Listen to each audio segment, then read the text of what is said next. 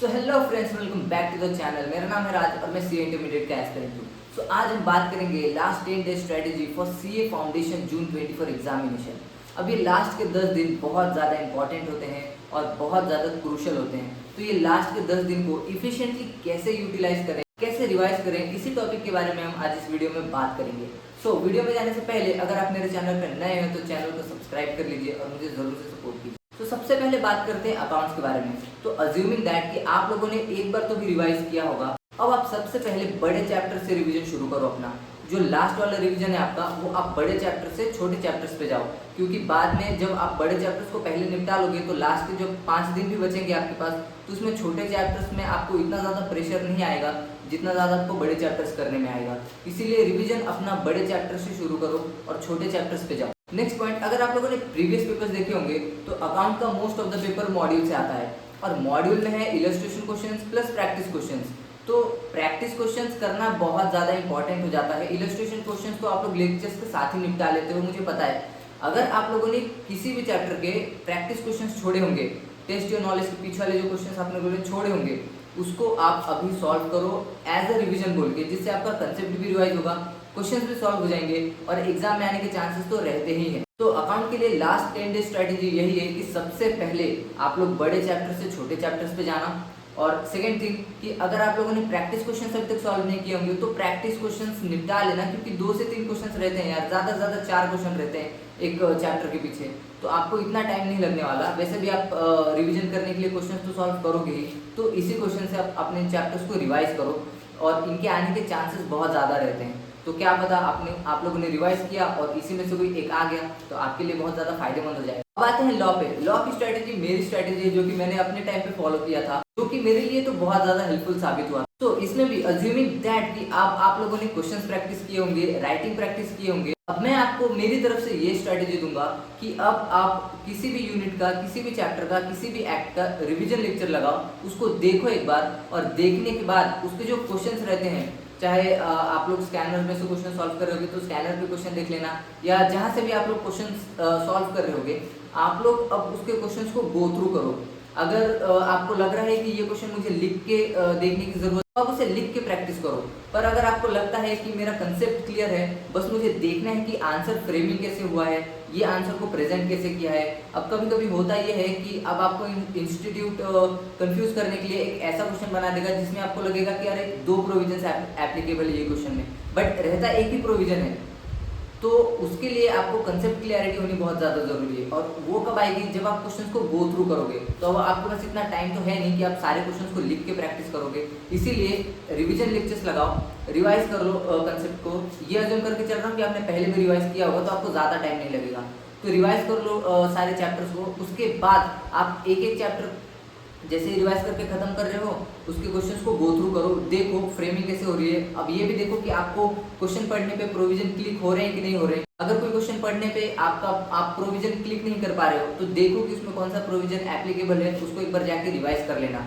ज़्यादा लिखने में आप टाइम वेस्ट मत करना, क्योंकि अब आपके पास इतना टाइम नहीं है कि अब आप लिख के सारे क्वेश्चंस को प्रैक्टिस कर सको और अपने चैप्टर्स को रिवाइज कर सको। मैंने भी यही किया था लॉ के लिए। मैंने पहले तो राइटिंग प्रैक्टिस कर रखी थी, इसीलिए मैंने एंड मोमेंट पे जब लास्ट के 10-15 दिन बच गए थे, लेक्चर्स लगाए, रिवीजन करे और सारे क्वेश्चंस को बस अपनी आंखों के सामने से निकाल दिया। इंटरेस्ट में ये बहुत ज़्यादा हेल्पफुल होता है, क्योंकि कुछ क्वेश्चंस तो जो आपने आंख के नीचे से निकाले वो एज इट इज पेपर में आ गए।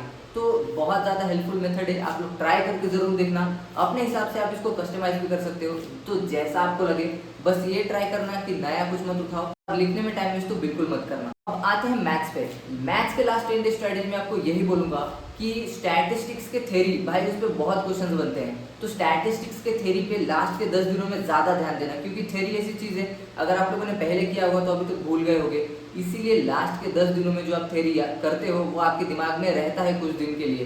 तो अब आपको यही करना है कि स्टैटिस्टिक्स के थ्योरी पार्ट को अच्छे से कर लेना है, और जो भी फॉर्मूले बेस्ड चैप्टर्स हैं आपके उनको एक बार अच्छे से रिवाइज कर लेना है, क्योंकि एग्जाम में बहुत इजी क्वेश्चन आएगा, बस आपको फॉर्मूला याद नहीं रहेगा तो आप कर नहीं पाओगे। ठीक है, तो फॉर्मूले बेस्ड चैप्टर्स को रिवाइज करो और थ्योरी को अच्छे से कर लो, और बाकी सब तो आपको पता ही है। बाकी सारे चैप्टर्स के आपको क्वेश्चंस प्रैक्टिस करते रहने। मैथ्स में तो यही है, जितने क्वेश्चंस लास्ट में भी प्रैक्टिस करोगे उतना ज़्यादा हेल्पफुल रहता है।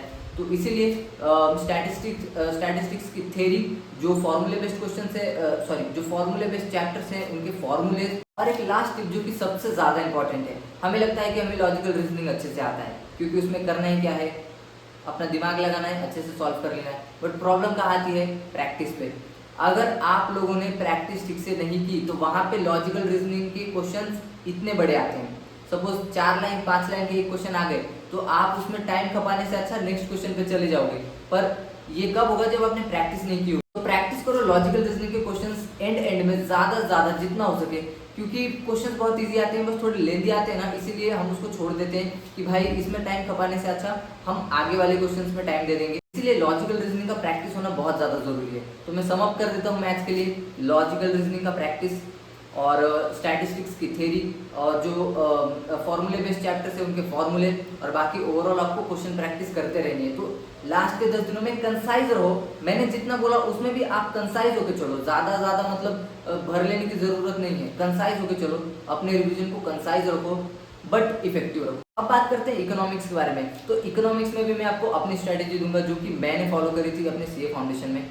मैंने एंड में क्वेश्चंस प्रैक्टिस नहीं किए थे क्योंकि इकोनॉमिक्स का पेपर ऐसा आता है कि उसमें जो भी क्वेश्चंस आते हैं वो सारे कंसेप्चुअल बेस्ड क्वेश्चंस आते हैं। तो अब आपको क्वेश्चंस प्रैक्टिस में टाइम वेस्ट करने की ज़रूरत नहीं है। लास्ट के 10 दिन में आप ये करो कि जितने भी आपने चैप्टर्स करे हैं बस उनको अच्छे से रिवाइज करो, क्योंकि एक बार आपने कंसेप्ट रिवाइज कर लिया तो क्वेश्चंस तो वैसे ही बन जाएंगे।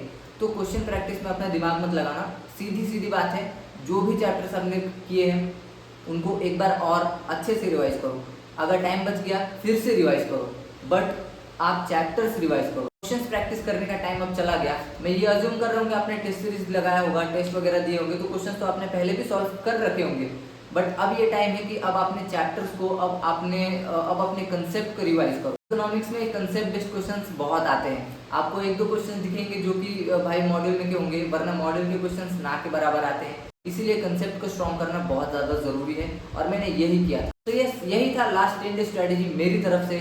अब मैं आपको और एक टिप दूंगा कि मैंने जो बोला है ऐसा ज़रूरी नहीं है कि आप लोग वही फॉलो करो। अपने हिसाब से आप कस्टमाइज़ कर सकते हो, क्योंकि आप अपनी हालत खुद जानते हो, आप कहाँ हो, कितना आपने किया है, कितनी आपकी प्रिपरेशन है।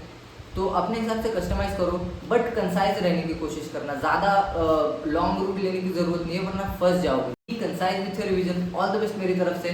मैं आपके लिए ऐसे वीडियोस लाते रहूँगा अब ये आखिरी के 10 दिन में। सो चैनल पे नए हो तो चैनल को सब्सक्राइब कर लेना। मैं मिलता हूँ आपको नेक्स्ट वीडियो में, तब तक के लिए बाय।